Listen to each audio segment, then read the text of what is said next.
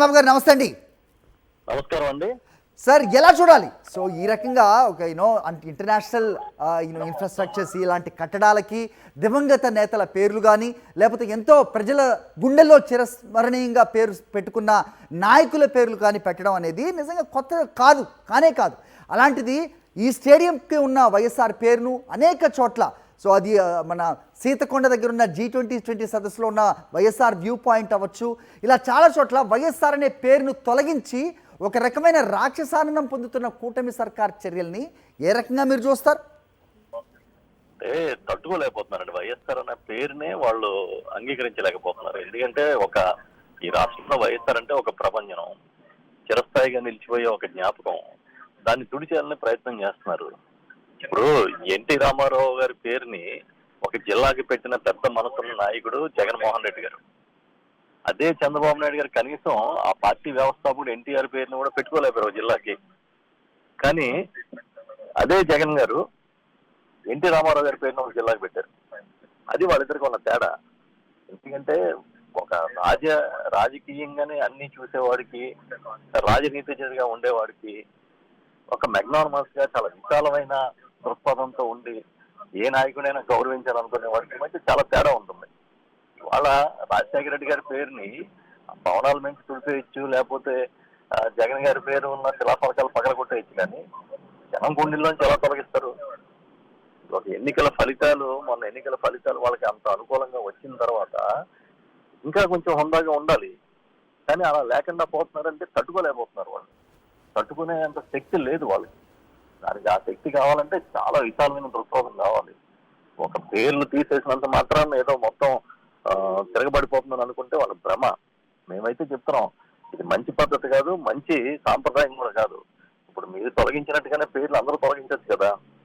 ఎక్కడ పడితే అక్కడ శిలాఫలకాలు కొట్టేయడం, పేర్లు తీసేయడం, అంటే ఈ రాష్ట్రంలో శిలాఫలకాల మీదనో లేకపోతే భవనాల మీదనో పేర్లు తుడిపేస్తే రాజశేఖర రెడ్డి అనేవాడు, రాజశేఖర రెడ్డి గారి ఆయన వారసత్వం కానీ ఇవన్నీ జరిగిపోతాయా?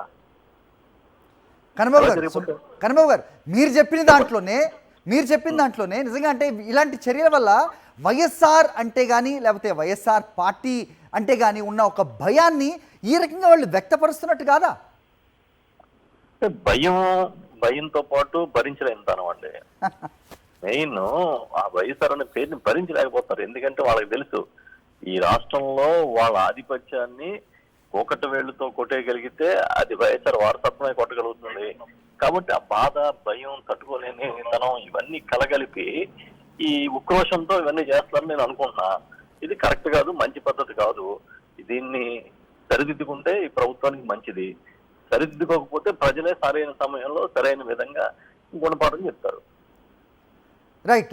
ఇలాంటి చర్యలతో పాటుగా సోషల్ మీడియా వేదికగా ఎంతోమంది టీడీపీకి సంబంధించిన వాళ్ళు చాలా రకాల పోస్టులు పెట్టడం మనం చూస్తూ ఉంటాం. సో ముఖ్యంగా ఇలాంటి చర్యలకి మరి అప్పుడు ఎన్టీఆర్ విశ్వవిద్యాలయం పేరు తీసేయలేదా, మరి ఇప్పుడే ఇలాంటి కక్ష సాధింపుగా కనబడుతోందా అంటూ వ్యంగ్యాస్త్రాలు సంధించే వాళ్ళకి ఒక జిల్లాకే ఎన్టీఆర్ పేరు పెట్టి తన ఔన్నత్యాన్ని, ఉన్నత స్వభావాన్ని చాటుకున్న ముఖ్యమంత్రి వైఎస్ జగన్మోహన్ రెడ్డి స్వభావం గురించి ఏ రకంగా చెప్తారు? ఇప్పుడే మీకు చెప్పాను కదండి, ఆయన ఒక జిల్లాకే పేరు పెట్టారంటే చాలా విశాల దృక్పథం ఉంది. ఈ రాష్ట్రంలో పేరున్న నాయకుల్ని, ప్రజల్లో స్థానం ఉన్న నాయకులందరినీ కూడా పదిలిపరుచుకోవాలనే ఉద్దేశంతో ఎన్టీఆర్ పేరు పెట్టారు. కానీ అదే ఎన్టీఆర్ పేరుని చంద్రబాబు నాయుడు గారు ఎప్పుడు పెట్టలేకపోయారుగా. పెట్టలేకపోవడంలో అర్థం ఏంటి?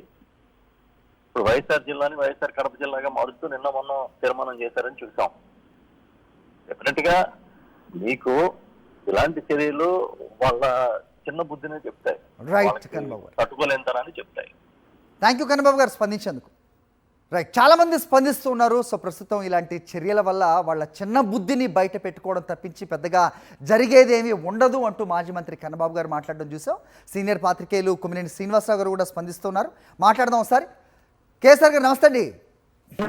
నిన్న మనం చూసాం సార్, వైఎస్ఆర్ కడప జిల్లాని సో దాని పేరు మార్పుకి సమాయత్తమైన పరిస్థితి.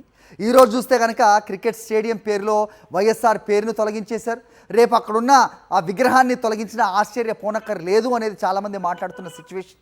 ఏ రకమైన సంప్రదాయం ఇది? ఏ రకమైన బుద్ధిని వాళ్ళు బయట పెట్టుకుంటూ ఉన్నారు? ఏ రకమైన రాక్షసానందం పొందుతున్నారు? ఎలా చూస్తారు దీన్ని?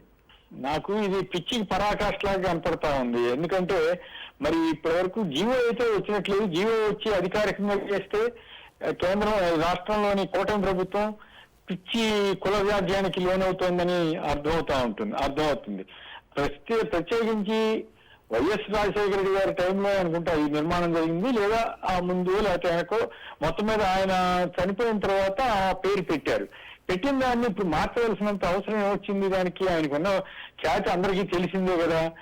అసలు మార్చడం కావాలంటే ఇంకో పెద్ద స్టేడియం కట్టుకోండి. అమరావతిలో అసలు ప్రపంచ స్థాయి స్టేడియం అంటున్నారు కదా, దానికి ఇష్టం వచ్చిన పేరు పెట్టుకుంటారు కదా. మళ్ళీ రేపు వైసీపీ ప్రభుత్వం వస్తే అప్పుడు మార్చదా?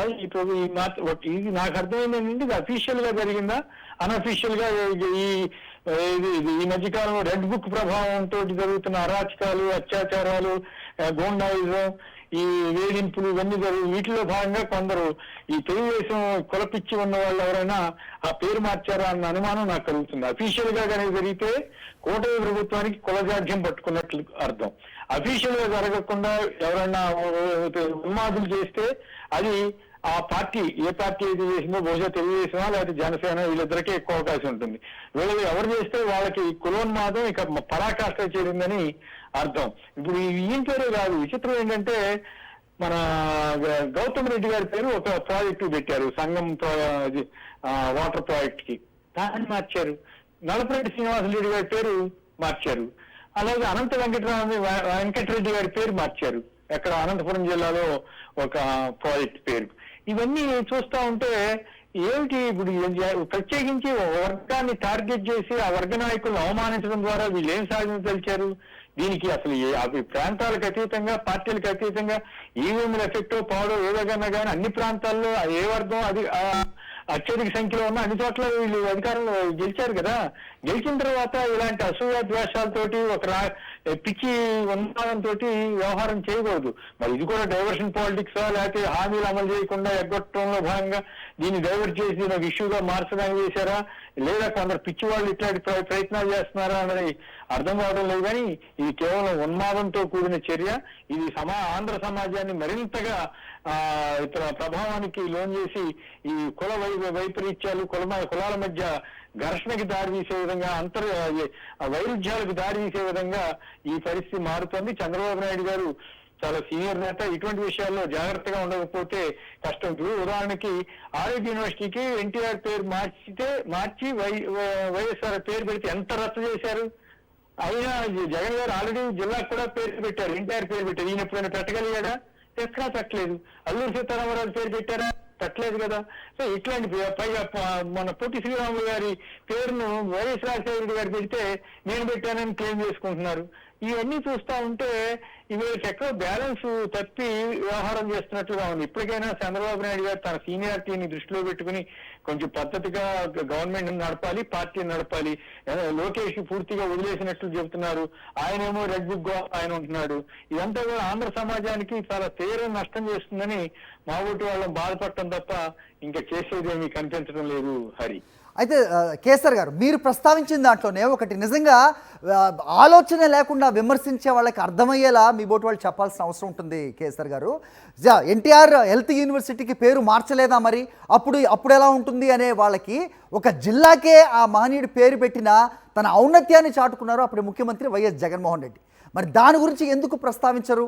మరి చంద్రబాబు నాయుడు గారు కానీ వాళ్ళ కుటుంబ సభ్యులు కానీ ఏ రోజు కూడా ఒక జిల్లాకి ఎన్టీఆర్ పేరు పెట్టి తమ అభిమానుల దీన్ని కాపాడాము లేకపోతే వాళ్ళ ఔన్నత్యాన్ని చాటుకున్నాము అనేది దిశగా ఎప్పుడు వాళ్ళు మరి ఆలోచన చేయలేదు. మరి దాని గురించి మాట్లాడని సిచ్యువేషన్ ఏ రకంగా చూడాలి? ఖచ్చితంగా అది వాళ్ళు ఆత్మ పరిశీలన చేసుకోవాలి.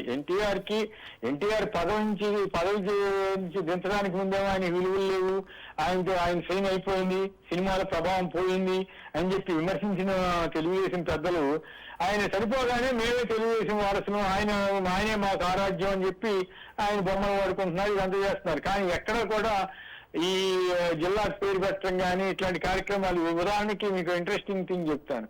అమరావతి అని పేరు పెట్టారు కదా, దానికి ఎన్టీఆర్ క్యాపిటల్ సిటీ అని పేరు పెట్టమని గోరంట్ల బుచ్చి చౌదరి గారు నాకు గుర్తున్నంత వరకు చంద్రబాబు గారికి ఒక లెటర్ రాశారు. దాని మీద ఆయన కోపం వచ్చి ఇంత ఎత్తున ఎగిలారు.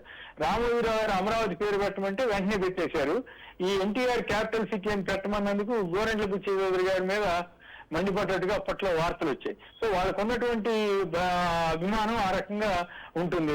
ఎన్టీఆర్ వైద్య విశ్వవిద్యాలయం పేరు మార్చడాన్ని మీరు సమర్థించవచ్చు, వ్యతిరేకించవచ్చు. కానీ అప్పుడు పెద్ద రచ్చరచ్చ చేశారు కదా, అలాంటి రచ్చ చేసిన వాళ్ళు ఇట్లాంటి ఇప్పుడు ఈ వైఎస్ రాజశేఖర రెడ్డి ఉన్న పేర్లు మార్చడం ఎందుకు? గౌతమ్ రెడ్డి, నల్లపరెడ్డి శ్రీనివాసులు రెడ్డి, అలాగే ఇటువంటి అనంత వెంకటరెడ్డి, ఇట్లాంటి వాళ్ళందరి పేర్లు మార్చడం ద్వారా ఒక వర్గాన్ని టార్గెట్ చేసినట్టు కనపడుతుంది కదా. వేరే జగన్ గారు ఏమో ఎన్టీఆర్ పేరుతో ఒక జిల్లా పెట్టారు, పర్మనెంట్ గా ఒక ఇది పెట్టారు కదా, రాష్ట్ర వ్యాప్తంగా ఒక గుర్తింపు పొందే పరిస్థితి వచ్చింది కదా. సో అది అర్థం చేసుకోవాలి ప్రజలు కూడా, ఎవరు ఏ వ్యవహారం చేస్తారు, ఎంత సంక్లిష్టంగా ఉంటున్నారు, ఇది అది సమాజానికి మంచిదా, కులాలకి మతాలకి అతీతంగా ఉండవలసిన కూటమి పార్టీలు అవసరమైతే మతాన్ని ప్రేరేపిస్తున్నారు, లేకుంటే కులాన్ని ప్రేరేపిస్తున్నారు. మనకు తెలుసు కదా, పవన్ కళ్యాణ్ గారు ఒకసారి కులం ఎక్కడదంటారు, ఇంకోసారి కులం లేకపోతే ఎట్లా అంటారు.